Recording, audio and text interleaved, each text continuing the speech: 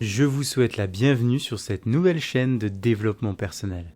J'y ai beaucoup réfléchi cette semaine et j'avais envie de partager avec vous mon petit problème qui est par rapport à un terme et c'est celui d'expert. Je ne veux pas manquer de respect aux personnes qui se l'approprient, mais je trouve que ce mot est bien trop souvent utilisé et pas à sa juste valeur. Dans le domaine de la vente, le terme expert signifie simplement que le vendeur en sait davantage sur le produit. Si nous prenons le dictionnaire, il est écrit que c'est un terme pour qualifier une personne qui a acquis une grande habileté par l'expérience et la pratique. Donc en résumé, tout le monde peut être expert à sa façon, d'une manière ou d'une autre. Personnellement, je fais super bien les pancakes, mais ce n'est pas pour cette raison que je vais m'auto-proclamer expert en pancakes. Vous voyez ce que je veux dire? Alors je n'irai pas jusqu'à critiquer certains métiers tels que expert en assurance, expert comptable ou géomètre expert. Ces personnes-là ont une qualification, ça fait partie de leur statut, c'est simplement dans le nom de leur métier. Et pourtant il y a toujours un certain nombre de personnes qui se permettent de l'utiliser et de le crier haut et fort. Est-ce que c'est dans un but d'intimidation? Est-ce que c'est une question d'ego, d'orgueil ou simplement un manque de reconnaissance? Et d'un autre côté, il y a ces personnes qui excellent dans ce qu'ils font et qui n'oseront jamais utiliser ce terme-là. Je prends le premier exemple qui me passe par la tête, mais j'ai un ami qui vous cuisine des petits plats incroyables,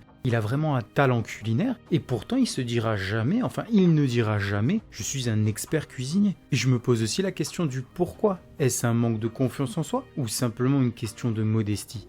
Et je dois vous avouer, je me suis quand même creusé la tête pendant un moment sur cette question. Le fait de ne pas mériter cette qualification, je pensais qu'elle venait d'un sentiment d'imposture. Et ensuite, je me suis penché sur le mot en lui-même, ce terme expert. Quelle est la vision qu'on en a ?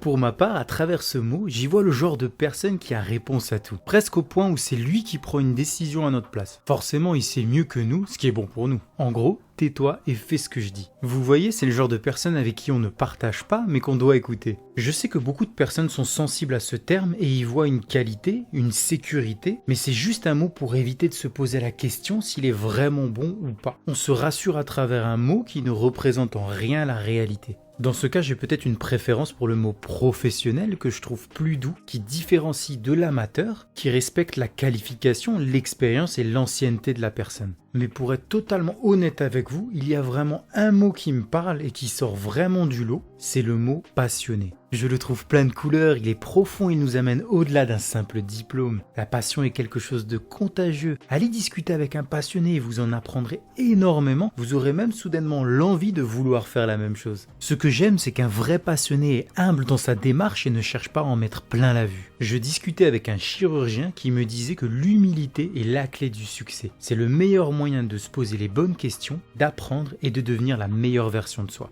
Si vous aussi vous aimez cette vision du travail, mettez un pouce bleu et si vous avez des termes ou des mots que vous ne supportez pas ou au contraire que vous adorez, partagez-les en commentaire. Ciao ciao.